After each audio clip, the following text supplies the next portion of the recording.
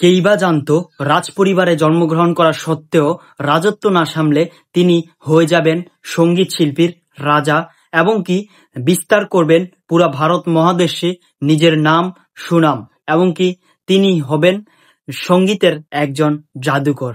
হ্যাঁ, আমি আজ কথা বলছি কুমিল্লাতে জন্মগ্রহণ করা শচীন দেববর্মনের কথা, যিনি সঙ্গীত জগতে নিজের আধিপত্য বিস্তার করেছে যোগের পর যোগ।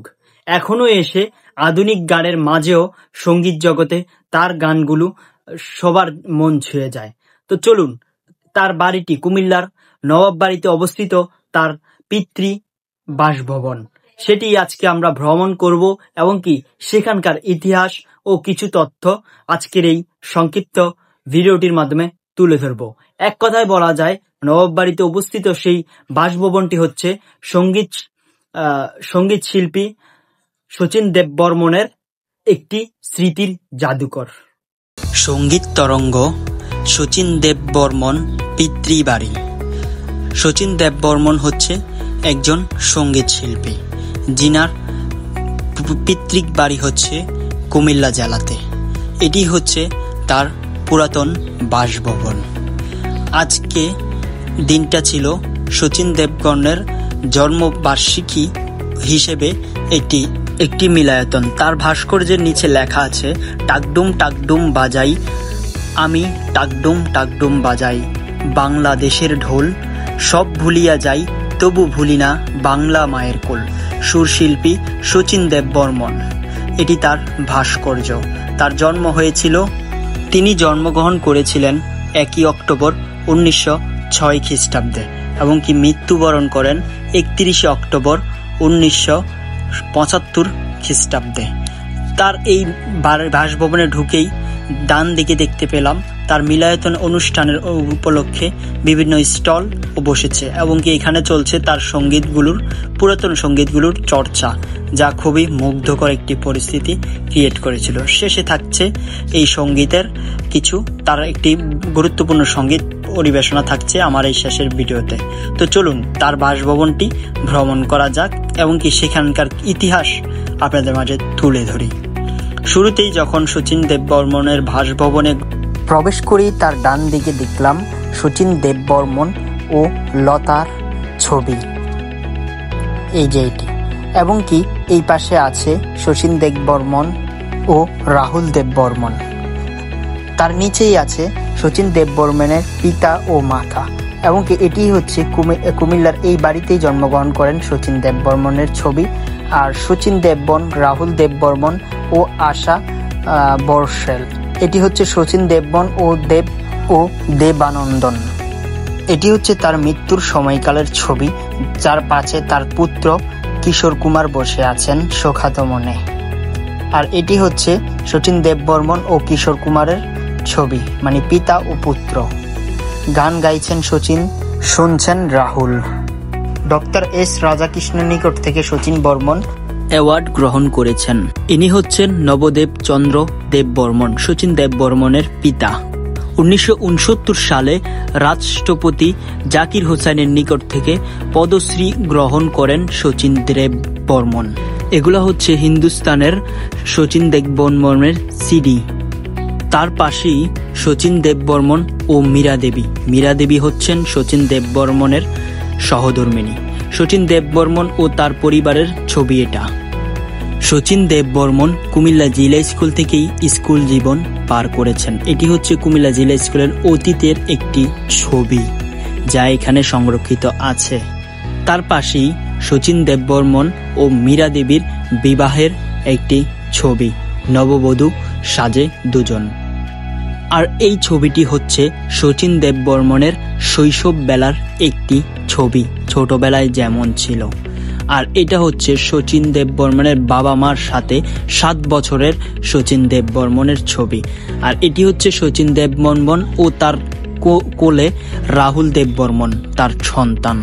অপরদিকে এই শচীন দেববর্মনের বাসভবনটি হচ্ছে 9 কক্ষ বিশিষ্ট একটি বাসভবন, যেখানেই শচীন দেববর্মনের জন্ম হয়েছিল এবং কি এখানেই তিনি ছিলেন দীর্ঘ সময় ধরে। এক কথায় বলা যায় এই বাসভবনটি হচ্ছে শচীন দেববর্মনের জন্য ছোট্ট একটি স্মৃতির জাদুঘর। এখন আসেন শচীন দেববর্মনের লিখিত একটি সঙ্গীত আমরা শুনে নেই।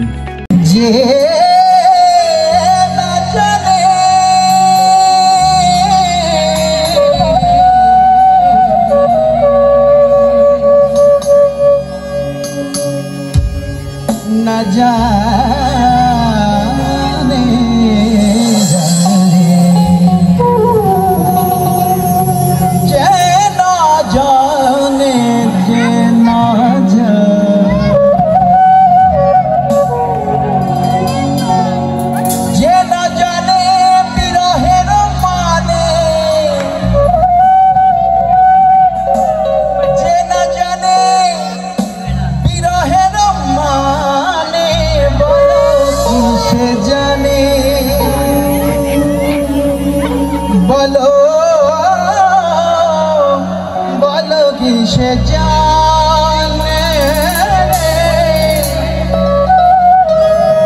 যে না জানে বিরহের মানে, বলো কিসে জানে, বলো কিসে জানে, জানে রে বলো কিসে জানে, যে না জানে বিরহের মানে, বলো কিসে জানে, বলো বলো কিসে জানে, জানে রে বলো কিসে জানে।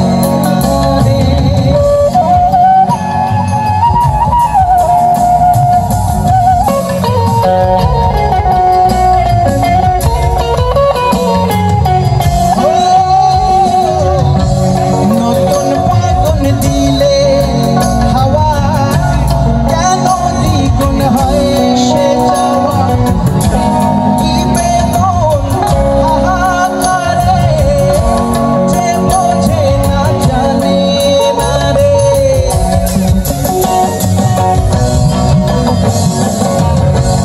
নতুন ফাগুন দিলে হাওয়া কেন দ্বিগুণ হয় যে যাওয়া, কি বেদন হাহাকারে যে বোঝে না জানে না রে।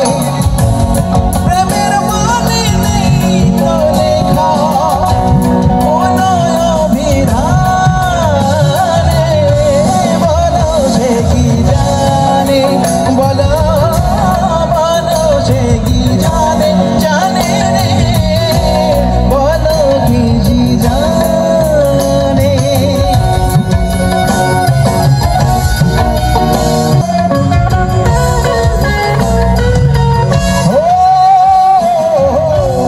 যে না বোঝে প্রথম আশা, কি যে কথা ভালোবাসা, বলতে এসে দাঁড়ায় তোরে हम তুমি মুখ কালো করে।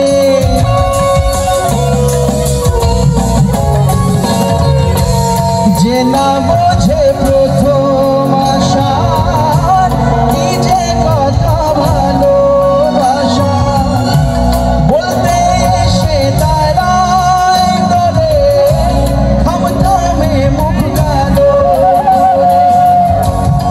আবার কেন বলতে গিয়ে কাঁদে অভিমানে, বলো কিসে জানে,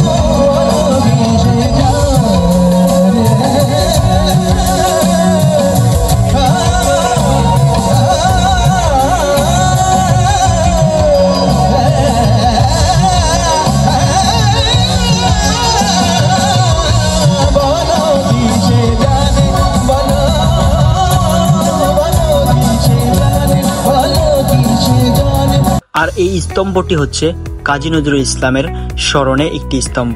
এই ভবনেই মহারাজ কুমার নবদ্বীপ চন্দ্র দেবের বাসভবনে রাজবাড়িতে 1922 সালে কাজী নজরুল ইসলাম কুমার চন্দ্র দেব বর্মন দুজনে একসাথে সঙ্গীত চর্চা করেছে, যা কাজী নজরুল স্মৃতি রক্ষা পরিষদ এখানে স্থাপন করেছে এই ভাস্কর্য।